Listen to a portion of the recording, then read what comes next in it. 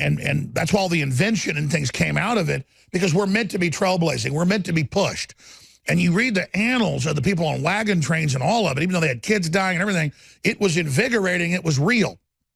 You walk around in a rich neighborhood, you walk around in a poor neighborhood, people are like zombies on their smartphones. They look unconscious. They look ugly. Even if a woman looks like she once had attractive features, they look like zombies. It's the television. It's the culture. It's the sedentary lifestyle.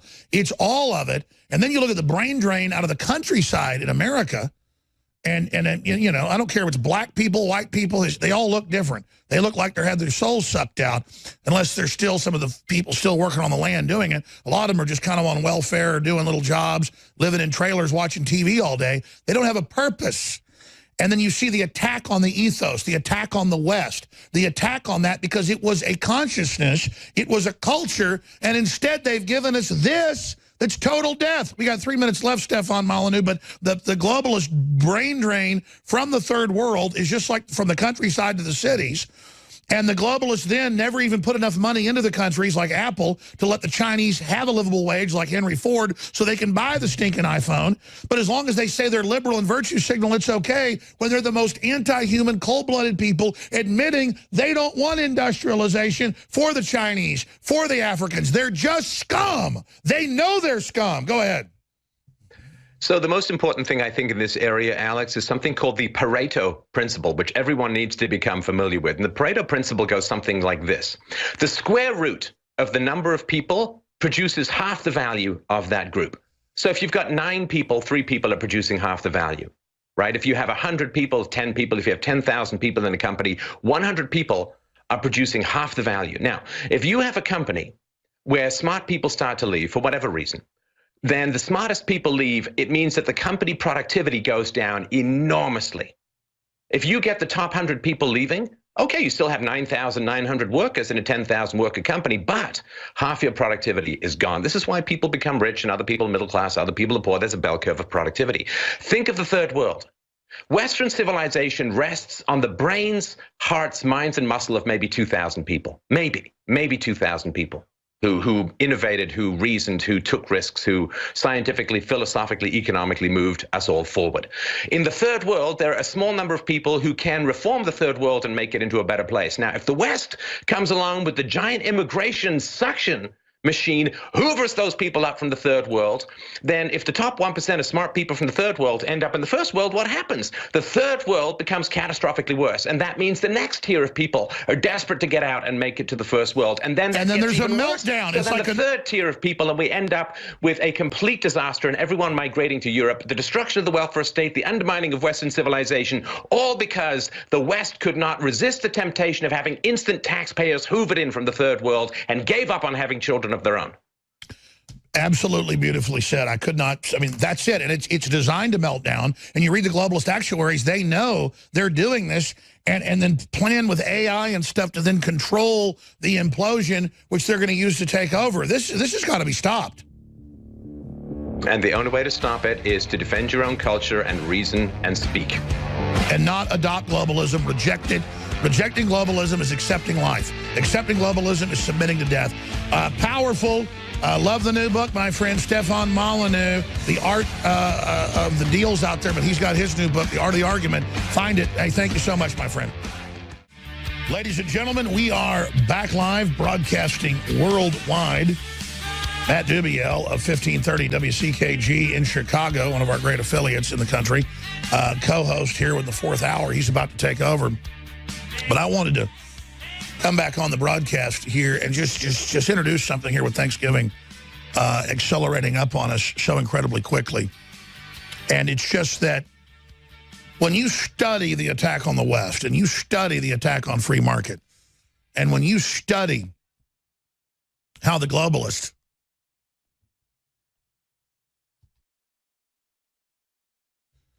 are engineering society, and you look at how cold-blooded it is, you have their plan.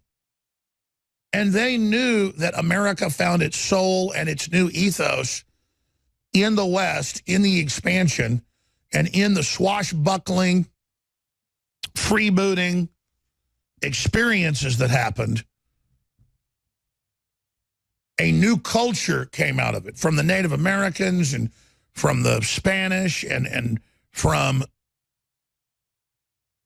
the French and the British and the Scots and the Irish and the Chinese and everything else. And that out of that came the most inventions, the most science, rugged people, strength.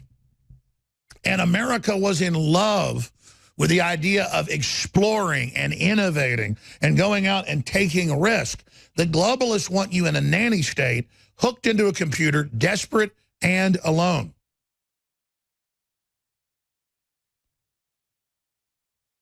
And I know you know that, and it's in the WikiLeaks, and it's in the Facebook documents, and it's in everything they do. And it's let's wake up from this nightmare. Let's say no to it. I mean, you never see on the news the type of stuff that's gone on in Indonesia or that's gone on in the Pacific Islands or that's gone on in Africa or it's gone on in Latin America and the carnage and the enslavement and the murdering and the killing and the stealing and the rich elites that always openly say to anthropologists, of course I keep the village poor, they keep them in their place. That's the feudal system that they had in Europe, that they had in China, that they've had everywhere. And we're trying to get out of that monopoly. The idea that free market's wasteful because it makes you rich, so we should get rid of it. Well, the Soviet Union is even more destructive, or China, or North Korea. We need to have good, clean living and get cleaner systems, and we've done that, and we've innovated that. But this guilt that they put on us has been cooked up by psychological warfare experts in their own admissions to attack our culture. And I'm not saying our culture is perfect, but they attack it because they're overriding it with something that isn't a culture. It's a system of guilt and fear of knowledge and fear of words and fear of communication and fear of real diversity. It's a prison system, turning us all into groups in our little sub area. And it's the final end game of authoritarianism. And the entire battle group structure of the globalist is they are preparing the way for the new species and cannot wait to dispatch us in an orderly way, not through war, but through chemical, biological, and electromagnetic systems. They've got technology where they can hit a button and make everybody's heart stop. Puts out an electromagnetic wavelength pulse that makes your brain trigger death. It kills almost everybody. They've had it for 60 years. They've had neutron bombs for 60 years. That's another system. I mean, it's unlimited, ladies and gentlemen. And that's the power trip.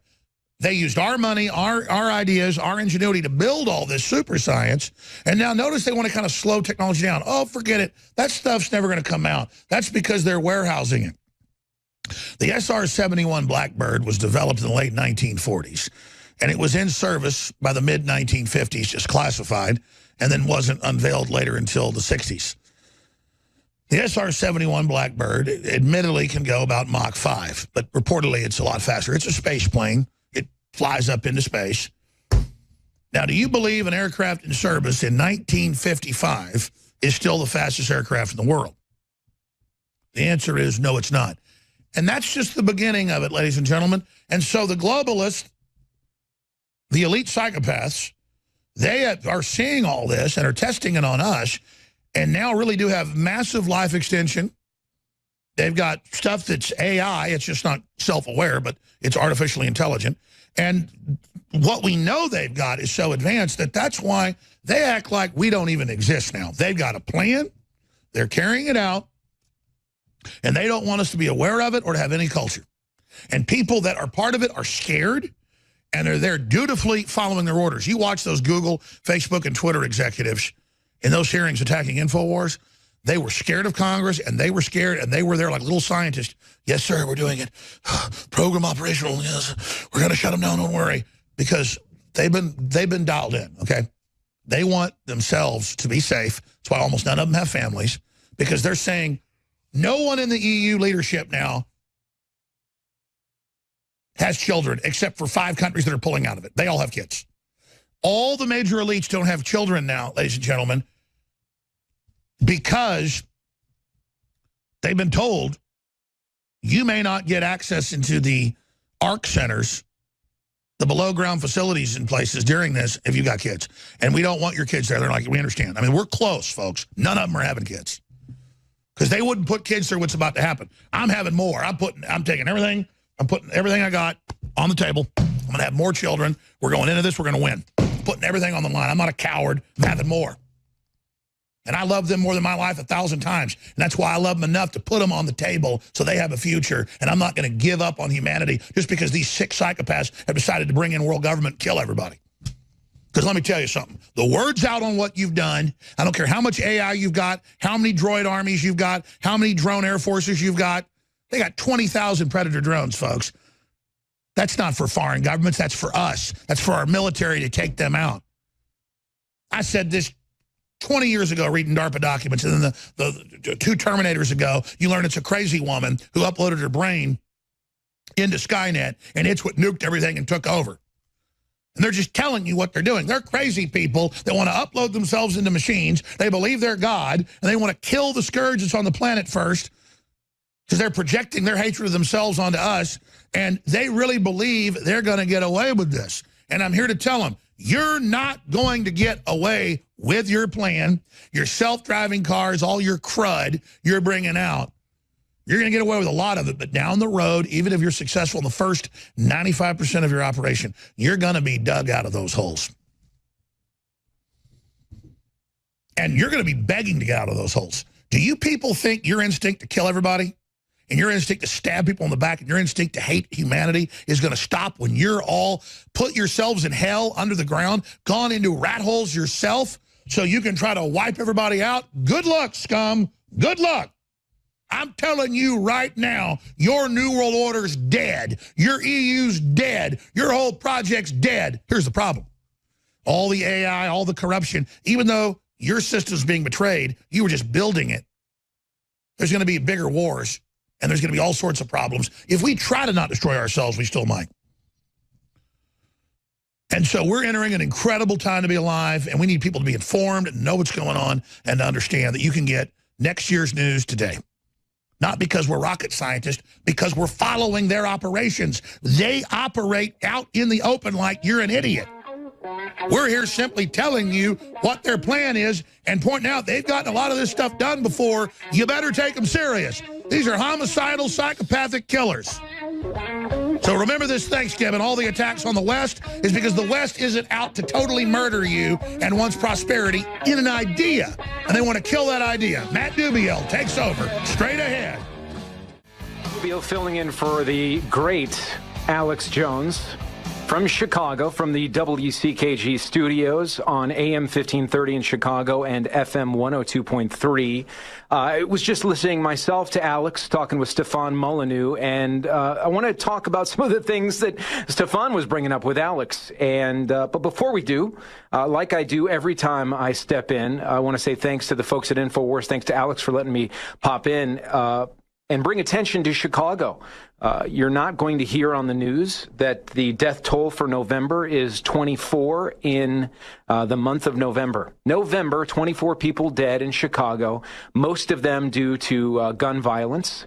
I'm not a proponent of banning or blocking or inhibiting our Second Amendment rights. In fact, I believe the solution to that problem, the problem in Chicago that it's Las Vegas every month in slow motion, Las Vegas every month in slow motion in Chicago.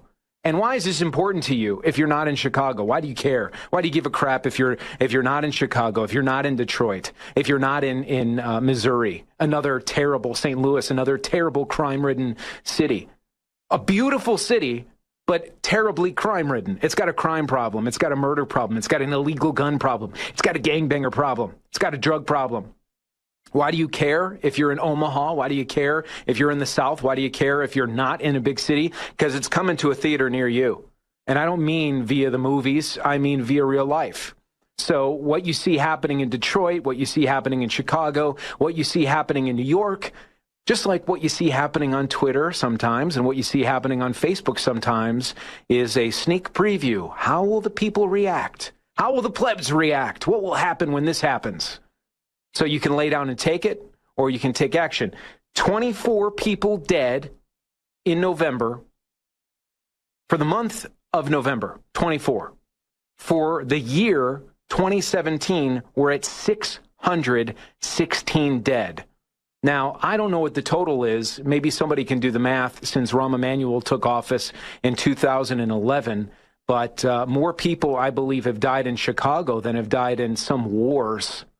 It's our home turf here. So I like to bring attention to that every time I'm on because, as I said, it's coming to a theater near you. It's coming. It's Las Vegas every month in slow motion here in Chicago. And if it's allowed to happen in Vegas, if it's allowed to happen in Chicago, it's going to be allowed to happen in your town, USA. Even though your police are being militarized, even though your local police department may have a really shiny, cool tank and lots of combat gear for the police while they're being underwritten by the feds.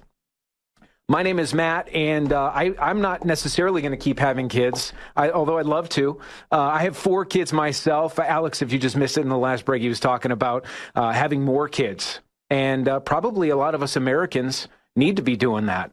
The other side, the other people are, some of them, breeding like crazy. And over time, there's some polls that will show you that radical Islamists are going to be outbreeding Christian conservative Americans and just level-headed people in general over the course of the next 10, 20, and 30 years and beyond. Whether you're going to be having more kids or no kids, many of us in the United States, hopefully you, with people you love, are going to be celebrating Thanksgiving. It's a holiday that is one of my favorites. We celebrate it in my home. We have about 40 people over. People I love more than anything. It's a good time. It's a great time to reflect not only on the things that we have to be thankful for as Americans, but the things we have to be thankful for as human beings. Some of us practice being grateful on a daily basis. Some of us forget. Some of us do it in our prayers. Some of us do it when we wake up in the morning and when we go to bed at night. Thank God for our heart beating and our lungs breathing and our brain working. Those sort of simple things, the things that we're able to enjoy, our ability to walk. If you're a woman, the ability to speak, to not have to be covered up in a sweaty garment as a law, to be able to walk freely, to be able to drive like everybody else. Some of these things we all take for granted, and it's human nature because you just get into everyday life and you just take it for granted. Well, I can drive. Oh, I'm really grateful for the guy and people that invented the automobile. I don't have to take a horse and buggy to wherever I'm going. I don't have to churn the butter in order for us to eat. Thank you. It's great to be thankful. It's great to be grateful. And there's studies out there that show the more grateful you are, the more thankful you are, the better you feel, the better the life around you is, the better things happen to you. Some people might say it's part of the simulation. It's part of the code in the simulation that we're experiencing. Others will say that that's just the way it is and that's the way God works. Either way, no matter what you believe, no matter who you pray to, no matter what you celebrate, if you're an American and you're celebrating Thanksgiving, you're likely going to be getting together with many family members, many family members. Not all of them are going to agree with you. Not all of them see things the way that you see things. And how do you deal with that? How do you handle the Thanksgiving festivities when you know that one cousin or that one aunt or that one uncle, or maybe you're the one cousin and you're the one aunt or you're the one uncle? How do you red pill the people you love the most, the people that you want to be on your side the most, the people that you have the best chance of getting in the foxhole next to you if the fit hits the shan like it could and like it probably will one day, when it's going to be very important to be around people that are like-minded, on the same team? How do you red pill those people so that you have a network that you can count on? How do you do it without ruining the holiday? How do you do it without getting the frying pan? How do you do it so that you're not sitting in one room and everyone else is sitting in another and everyone's going, well, we're not going there again. We're not going to so-and-so's house for Thanksgiving, or we're not inviting so-and-so to Thanksgiving. I can't tell you what to do. I can only share with you what I do.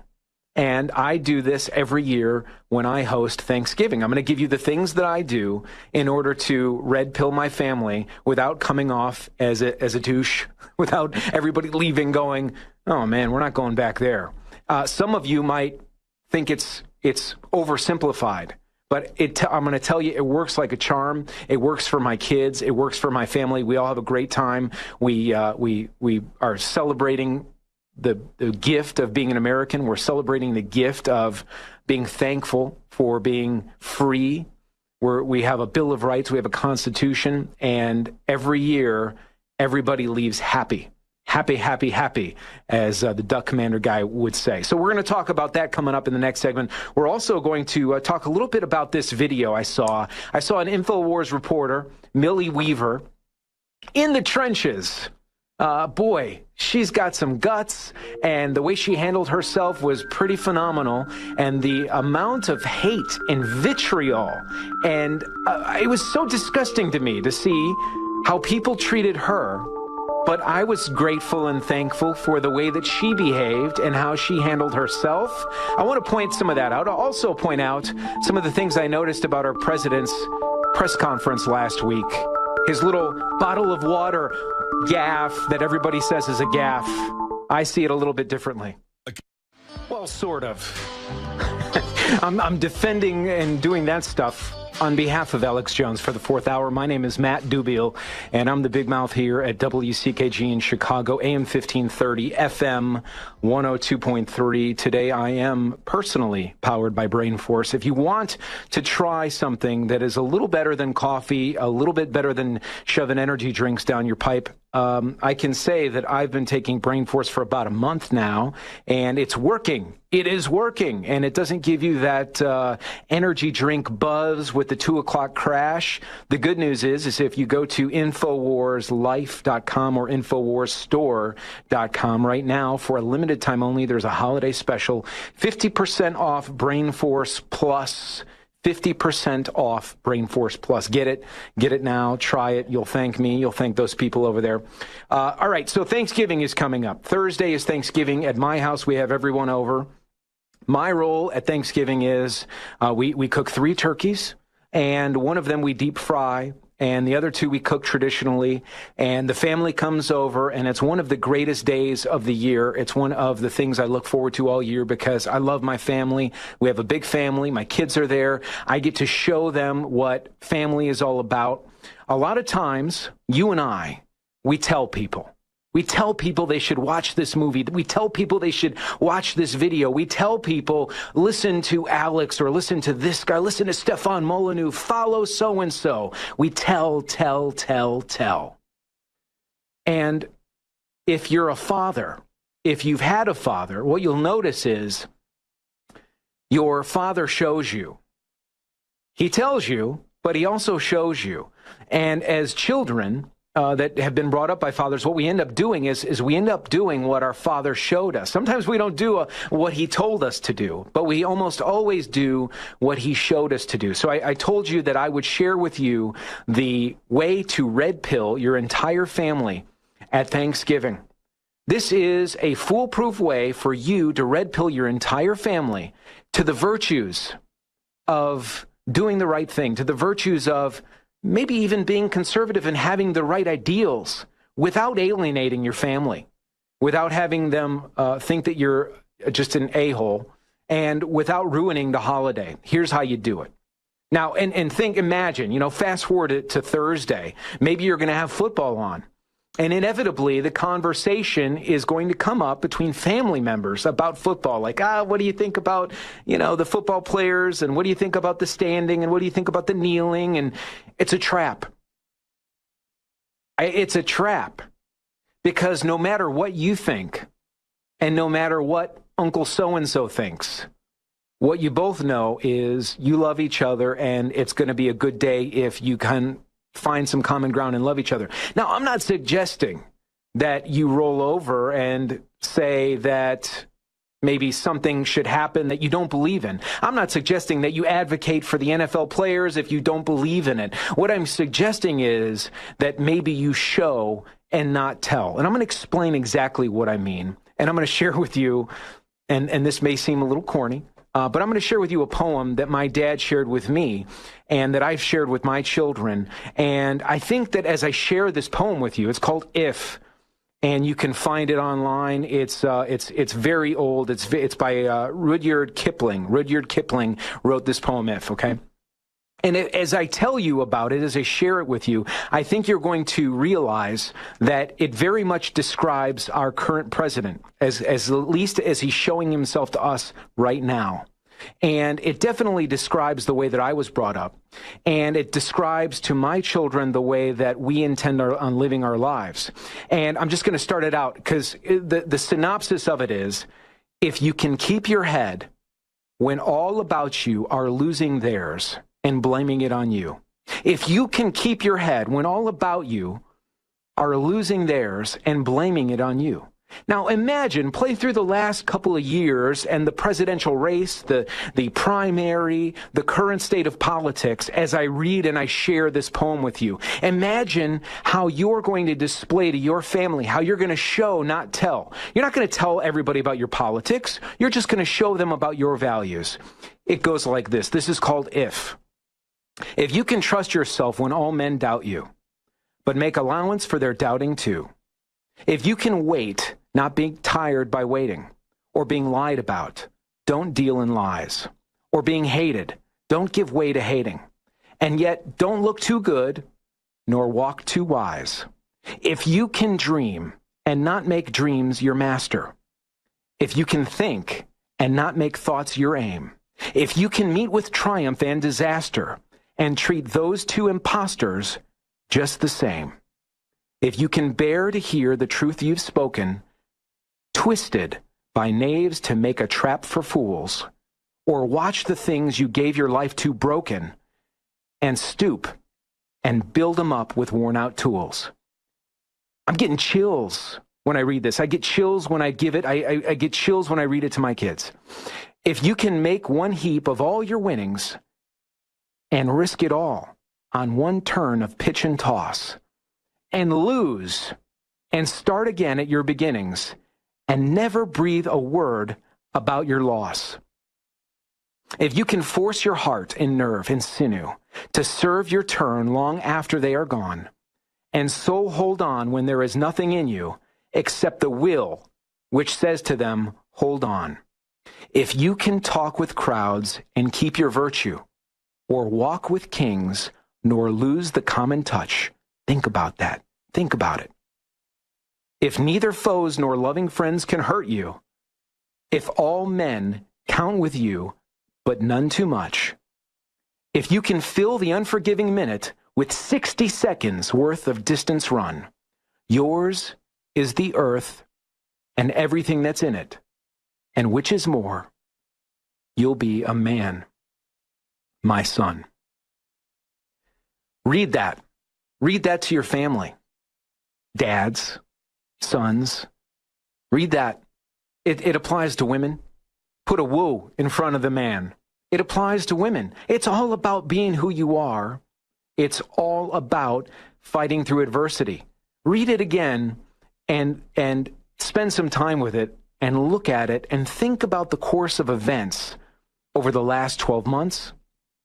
The previous 12 months, think about the things that we've been through as Americans. Think about the things our president has been through as a candidate. Think about the things he pushed through as a candidate.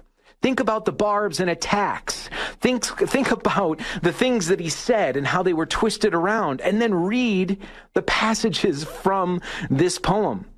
If he's lived it in front of us. Now, I'm not suggesting you be a fanboy for Trump and be his apologist. I'm not suggesting that you stand in front of your family and tell them how great the president is if they believe that other people, what other people are saying, if they're indoctrinated by the CNNs and the MSNBCs and the ESPNs and the New York Times and pretty much all the media.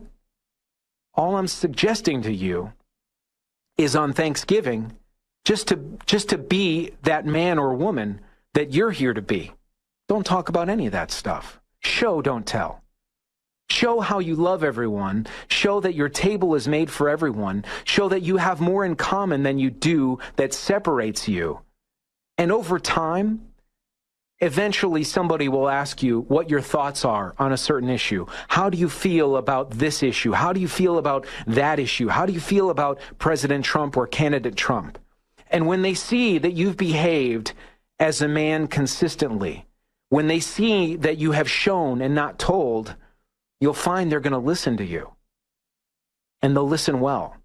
And you'll find that you'll have a better chance of maybe not red-pilling everybody, but certainly red-pilling your immediate family, your kids, your nieces, your nephews, the ones closest to you. They'll look at you like you have your act together because you do.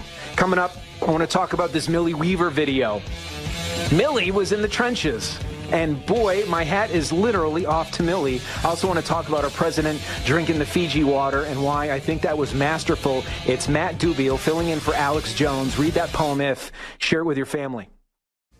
We look a little different. It's Matt Dubiel filling in for Alex Jones. I am the big mouth here at WCKG in Chicago, and I'm delighted and thrilled to be sitting in for the fourth hour at Infowars.com/show. Infowars.com/show. I can't recommend strongly enough to you to go to InfoWars store or InfoWarsLife.com and get yourself Brain Force 50% off holiday special. It's my understanding that there is a fantabulous 34 plus, maybe at least 34-hour super broadcast coming up on Monday, Cyber Monday. If I read the Twitters right, the tweets. I'm on Twitter too, at Matt on Air. I'm broadcasting from Chicago here, where there are 24 casualties in the month of November, sadly. And we're at 616 deaths so far in 2017. Over 700 carjackings in Chicago in this year. And they're in certain neighborhoods. So you're safe if you're in downtown Chicago. You're safe if you're in certain suburbs. You're safe if you're in the airport areas and those communities. It's when you head to the west side and the south side where the carnage is really taking place that there's a lot of problems. So people know where to go and where to stay out of. Unfortunately, the people that live there and the human beings that are there every day are the ones that end up being caught in the crossfire. And we're working on spreading this message because the news does not cover these deaths. When they play the 10 o'clock news on Channel 2, on Channel 5, on Channel 7, on Channel 9, we've never had more news channels than ever before. And we've never had more news programs. They used to be they just had the 10 o'clock news, and now they have like the 5 o'clock news and the 6 o'clock news. And they'll talk about some new BS, unicorn frappuccino that Starbucks is putting out. They'll show people waiting in line for the new iPhone in downtown Chicago. And they don't show the names. And they don't say the names and they don't show the faces of the people that are being slaughtered every day, as it's Las Vegas in slow motion every day here in Chicago. They don't talk about those people. Somebody needs to. And we're working on doing that in a bigger way. How do we do that here? And how can you do it? You hear people on InfoWars say it all the time. Share the links, share the links, share the links. The other way is for you to support these local stations that carry these shows. We, for instance, have not only are we carrying the Alex Jones show here in Chicago, but we're also carrying Real News with David Knight mornings from 8 a.m. Central to 11 a.m. Central. It's a great show. It's a great alternative to Glenn Beck and the other crap that the national syndicators put out. We carry The War Room with Owen Schroyer and sometimes Roger Stone. when he's in and when he's, whether he's in or not. And Owen and the War Room is another great alternative to the afternoon programming that you are offered and force-fed around the country, where they're just talking about the same crap. Mitch McConnell this and Paul Ryan that over and over again, the same dopey four conservative talk shows. So it's really great. If you're a station manager, you got to consider these shows. If you are a listener in those areas, and you're listening to the radio station carrying Alex Jones right now, send them an email. Send that radio station an email and tell them that they should really take a look at Real News and they should really take a look at the War Room. We're doing it here in Chicago. Tell them WCKG is doing it in Market 3. And we're not just going to do it on AM 1530. We're building an FM radio station. And it isn't cheap, believe me. I could go broke building this FM radio station. And Alex talked about it a little bit earlier. We're building this FM 102.3, and right now it just covers a little 5-mile radius in Elmhurst near the airport. And it's eventually, very soon, with your help, going to be covering parts of the Chicago area where this murdering is going on. And we can help bring to light to the people that aren't hearing this on the news what is actually going on in their backyard. You can help us if you go to WCKG.com/support. The video that we had up there of Alex sharing why it's so important to support local radio stations has been removed by Facebook or YouTube. We're not sure why, but we're going to replace it. But we could use your support, because what happens is the advertisers get pressured from the likes of Media Matters or the likes of other organizations, and they leave and they try and pressure these radio stations like mine into carrying other sports programming or other network programming that isn't quite what is in line with what we're sharing. It doesn't quite get the truth out the same way. So we need your help. That comes in the form of, donations, in form of support, sponsorship support, whatever you can do, WCKG.com/support. I want to talk about this Millie Weaver video. Millie Weaver, speaking of going into the areas where it's dangerous, in Chicago, we don't go to the south side where people are getting capped. We don't go to the west side where people are getting capped. Here, Millie Weaver, and I'm looking at it with you. You could watch it at INFOWARS.com/show. I'm watching Millie Weaver literally going into the trenches here at an event in Texas where Hillary Clinton was doing a book signing for, I don't even know the name of her book. It's getting to the point where I don't want to even promote it. I know that nobody's buying the damn book anyway. She's got to give it away. But if you watch this video, besides watching it with me as I share what I witnessed, you're going to want to watch this video later on tonight or when you have some time.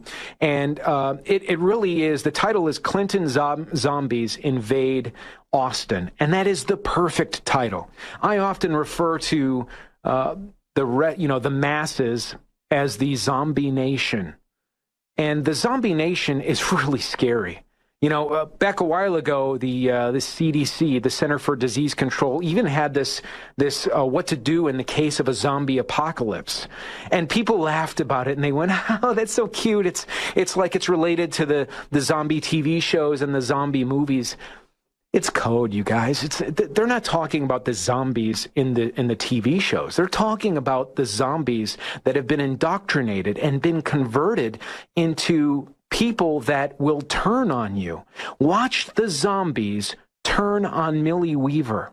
Now, I'm not saying these people were always zombies. Some of them are wives and daughters and mothers, and somehow over time, after they're smiling and after they're just kind of engaging in conversation, and maybe they were at a bake sale earlier, they get in line at this Hillary Clinton event, and the zombies attack. There's zombies grabbing Millie's microphone. There's zombies, you can see, they don't quite shapeshift. And this is where people are going to go, whoa, Dubiel, you had me when you were talking about the If poem. You had me at Thanksgiving. You had me at leading your family, but then you talked about shapeshifting. Whoa. Well, not every shapeshifter is a literal shapeshifter, okay? Watch these people. Watch them shapeshift from daughters and mothers and grandmas Some of these grandmas pick their kids up and they take them for the McDonald's Happy Meal after they pick the kid up from daycare. And then they get in line at the Hillary event and they turn into zombie shapeshifters and start grabbing microphones from Millie Weaver. And here's one of the things I love about Millie. I don't know Millie. I've never met Millie. I don't think, I mean, I've been to INFOWARS, you know, the Texas Command Center a couple of times. I don't think Millie was there back when I was there, but I don't know her. But I've learned so much about her by watching her. Just like I said, don't tell, show. I'm watching Millie Weaver, and she's showing big time. She's going through, the zombies are attacking. Brains, Millie brains, Hillary good, Millie bad, INFOWARS bad. I can't wait till they use that clip and use it against me later. But the zombies are attacking, and Millie Weaver is just being Millie. She is just herself, smiling, maintaining her composure, staying assured in her self-awareness that what she's doing is asking questions on public property. And man, oh man, do the zombies attack. Reread that poem that I shared with you, this If by Rudyard Kipling. I don't know if I'm pronouncing his name right. Maybe it's a woman that wrote it. I don't know if Rudyard is a man or a woman. It doesn't matter, because Millie exemplifies, just like our president does, just like I see Alex, just like I see Rob do, just like I see Owen, just like I see David Knight. These people are exemplifying what is embodied in this poem, and you can too. It's called If. It's worth reading. It's worth downloading. It's worth printing out. It's worth keeping. And I want to share with you what I witnessed our president doing in his press conference. The press conference last week, I couldn't find on the internet until it already happened. Live from Chicago for